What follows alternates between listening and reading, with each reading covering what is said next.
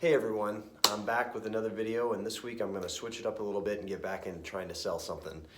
We're having a contest right now on shocks and struts, and I thought it would be a good time to talk a little bit about shocks and struts, so I'm going to call this video Shocks and Strut Selling in a Nutshell.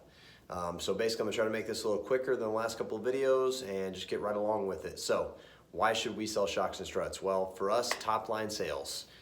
They're relatively easy for us to do. There's good labor in it majority of the time, and typically there's going to be good GP. So all around, just a good product for us to get going. Why is it good for our customer?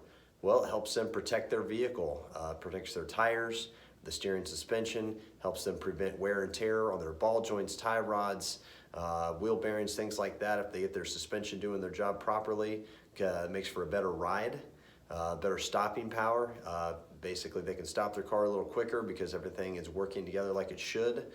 And they have a lifetime warranty on them. So if they ever go bad on them, they'll be able to replace those parts at no charge on the parts.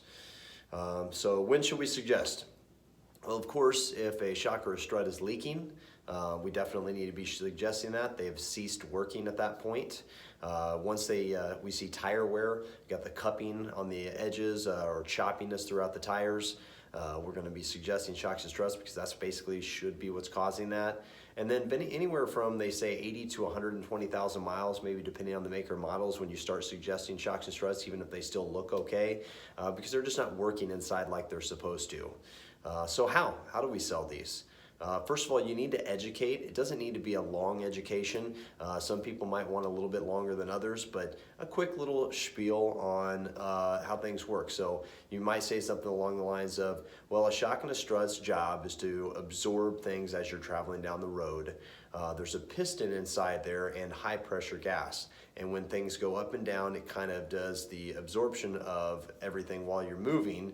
And over time, that high pressure gas will leak out. Sometimes it'll come out in liquid form, and sometimes it'll just kind of seep out, and we won't have any pressure left in there, and they'll just be dead inside. And that's what's going to allow the rest of your system to get beaten up, like your ball joints, your bearings, your tie rods, your tires. So if you want to protect those other items on your car, you're going to want to stabilize your ride with getting new shocks and struts on there. So give them, the features and benefits on it. Obviously, that there's a lifetime warranty on these parts. They're going to have a smoother ride, and they're going to be protecting the rest of their car.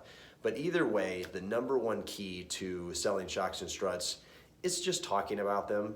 I think our biggest failure in this area is we don't talk about them. We assume people aren't going to buy them, so we don't even mention them. We have our technicians marking them yellow all day long on the form, or even red, and we're not even pricing them out. Or if we are pricing them out, we're really not giving it any. We're not really talking to them about it. So let's talk about them. Let's price them out and get the conversation started. So you better be prepared to get shut down a lot. A lot of people are going to say no.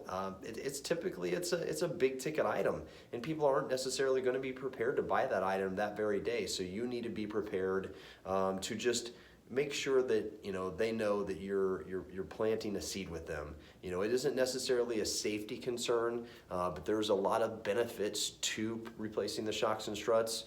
And eventually there's going to be a lot of wear and tear that they're going to have to do if they don't.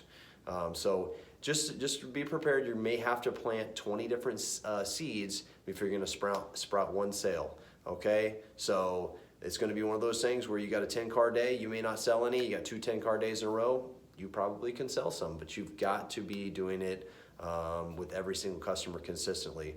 So if you spend a few minutes with every single customer every single time, this will pay off.